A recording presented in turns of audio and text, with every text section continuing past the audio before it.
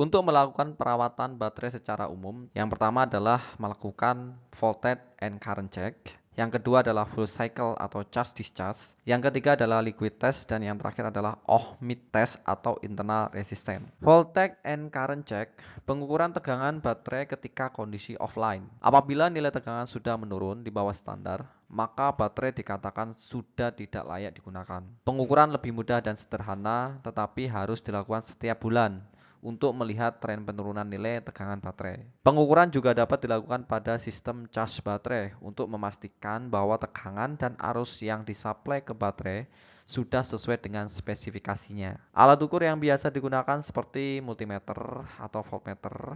Untuk pengukuran arus bisa menggunakan DC clammeter atau clamp logger. Yang kedua adalah full cycle atau biasa juga dengan disebut cas discharge. Pengukuran kapasitas baterai untuk mengetahui nilai AH atau ampere hour. Baterai-baterai terdapat nilai AH-nya. Nah, ini yang diukur. Sederhananya, metode ini mengosongkan atau discharge kapasitas baterai lalu diisi lagi atau dicas sampai dengan penuh. Setelah itu akan diketahui berapa sisa kapasitas AH baterai yang tersisa. Dalam aplikasinya, untuk melakukan proses pengosongan atau discharge, diperlukan sebuah dummy load yang berfungsi sebagai beban. Metode ini dibilang cukup rumit, tetapi sangat akurat untuk mengetahui kondisi kapasitas baterai yang berfungsi sebagai acuan berapa lama suatu baterai dapat digunakan. Nah, ini nanti mengarahnya ke life cycle atau cycle time. Tentu waktu pengukuran dengan metode ini menurut standar adalah setiap tahun atau merupakan agenda tahunan.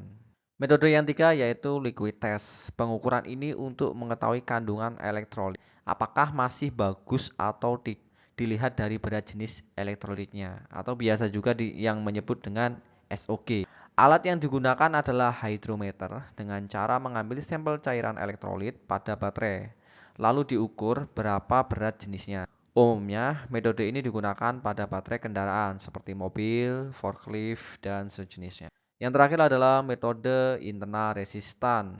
Internal resistan harus memiliki nilai yang kecil agar listrik yang dihasilkan maksimal. Dalam metode internal resistan diukur tahanan dalam baterai. Resistansi pada baterai akan mempengaruhi listrik yang mengalir menuju ke beban. Apabila nilai resistansi pada baterai bernilai besar, maka listrik yang dihasilkan oleh baterai tidak akan maksimal.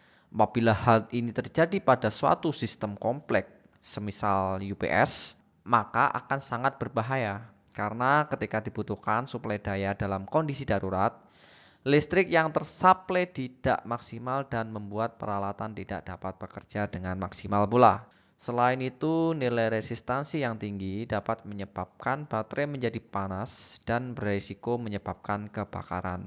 Adapun hubungan antara nilai resistansi dan discharge kapasitas baterai seperti pada gambar berikut ini. Apabila nilai resistansinya tinggi, maka output discharge yang dihasilkan semakin kecil.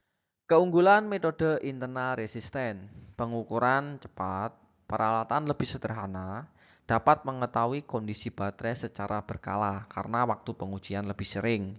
Ini jatuhnya nanti ke predictive maintenance. Dapat melakukan pengukuran pada saat online, ini maksudnya ketika dicas, nah kita bisa melakukan pengukuran. Kelemahan internal resisten adalah tidak dapat mengukur kapasitas suatu baterai atau AH, ampere hour.